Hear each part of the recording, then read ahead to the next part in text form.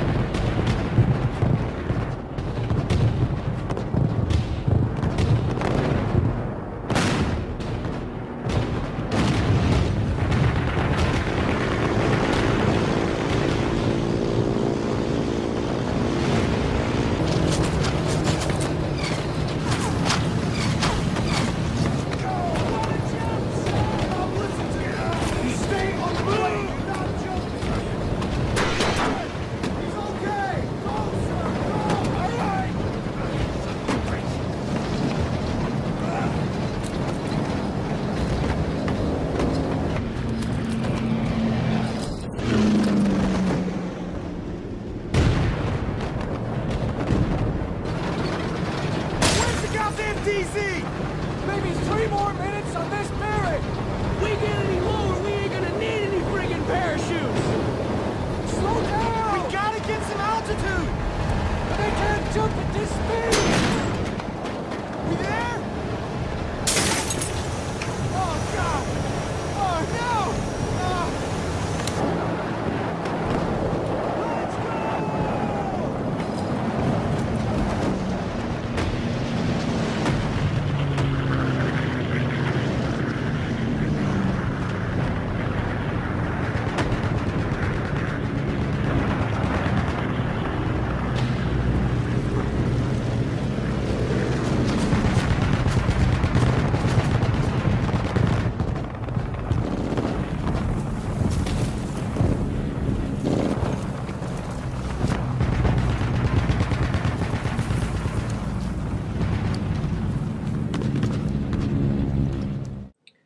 The much larger force who landed on the beach was charged with breaking through the heavy German line that had assembled along the coast.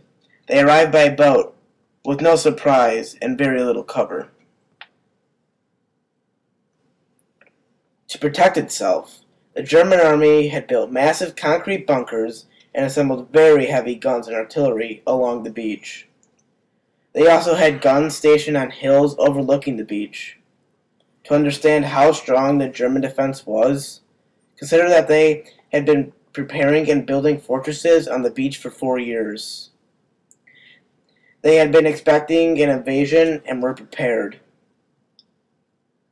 The Allies had to beat this large prepared force with sheer numbers and manpower. In addition, the Allies launched 2 large diversion operations at the same time to distract some of the German army. Operation Glitter and Operation Taxable had plans which distracted the Germans on other parts of the coast. The plans dropped pieces of mirrors, which would show up as dots in the enemy radar screens. The huge number of dots of the radars looked like large number of ships near the shore. The Germans sent tanks and other troops to fight these fake troops. This spread out the German army and saved hundreds of lives on the beaches of Normandy. Still, many lives were lost. The Allies knew the major risk even before the invasion. They had to send massive amounts of troops by boat to break through the enemy lines, and because of the Germans' positioning and preparation, the Allied forces suffered roughly 9,000 casualties and 3,000 deaths.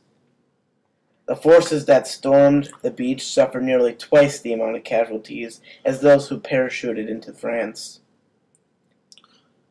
Because of the risk and certain high death total, the decision to invade was tough and was ultimately made by General Dwight Eisenhower. The operation had been planned for months, and in an address to the Allied troops, General Eisenhower told them they were embarking on a crusade. The invasion was so risky and victory was so uncertain that on D-Day, Eisenhower had a prepared speech in his pocket in case the invasion failed. Luckily, he never had to use it.